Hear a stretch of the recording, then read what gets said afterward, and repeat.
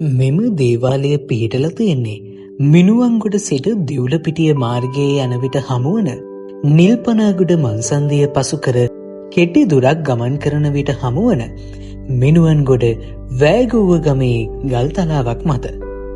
මේ නිසාම මෙයට ගලේ දේවාලය කියලා නම ලැබිලා තියෙනවා. වෑගුව ගමේ තිබුණු වෙල්යායක් මැද පිහිටි ගල්තලාව මත ඇති මෙම දෙවොල ස්වභාවික පරිසරයක පිහිටලා තියෙනවා. මීට වසර ගණනාවකට පෙර මෙම ගල්තලාවේ ඉබේ හටගත් නුග වෘක්ෂයකට පුද පූජා පැවැත්වීමට ආරම්භ කරලා තියෙනවා. ඔවුනගේ යම් යම් කාරණා සඳහා බාරහාරවීම එම කාලයේ සිටම පැවතුණා. එම සිතන පතන දේවල් ඉෂ්ට සිද්ධවීමත් සමග මෙම භූමියේ කුඩා දේවාල කුටියක් ඉදිකර ඇත්තේද ඒ ආකාරයෙන්ම සිදු වූ භාරයක් ඔප්පු කිරීම වෙනුවෙන්. මෙලෙස සිතන පතන දේ ඉෂ්ටවීමත් සමග මෙම ගලේ දේවාලය ප්‍රදේශයේ පුරා ප්‍රචලිත වීමට පටන්ගෙන අද වන විට මුළු දිවයින පුරාම ප්‍රසිද්ධියට පත් වෙලා තියෙනවා.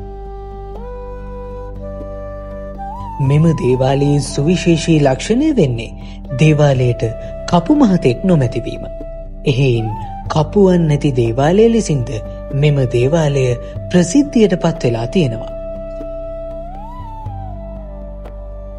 වර්තමානයේ මෙම දේවාලය සිදුහත් සමිතිය විසින් භාරකාරීත්වය දරන අතර මෙම දේවාලය සඳහා දෛනිකව දහස් ගණනින් බැතිමතුන් පැමිණෙනවා.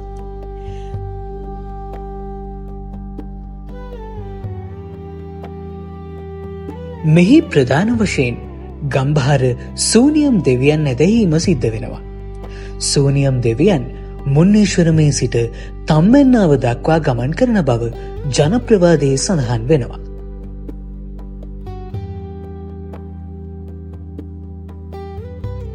නිල්පනාගොඩ අවට ප්‍රදේශයේ ජනශ්‍රුති සමග මෙම දේවාලය දැඩි ලෙස බැඳී පවතින අතර රෝගාබාධ දුරු කිරීම, ව්‍යාපාර හා වගා කටයුතු සාර්ථක කර ගැනීම සඳහා බැතිමතුන් මෙහි පැමිණෙනවා. බදාදා සහ සෙනසුරාදා දිනවල ලක්ෂ සංඛ්‍යාත බැතිමතුන් ප්‍රමාණයකින් මෙම දෙවොලට වැඳුම් පිදුම් සිද්ධ වෙනවා. ලක්ෂ සංඛ්‍යාත බැතිමතුන්ගේ බලාපොරොත්තු කරුණු කාරණා ඉෂ්ටවීමත් සමග මෙම ප්‍රදේශයේ දියුණුවද ඒ ආකාරයෙන්ම සිද්ධ වෙලා තියෙනවා.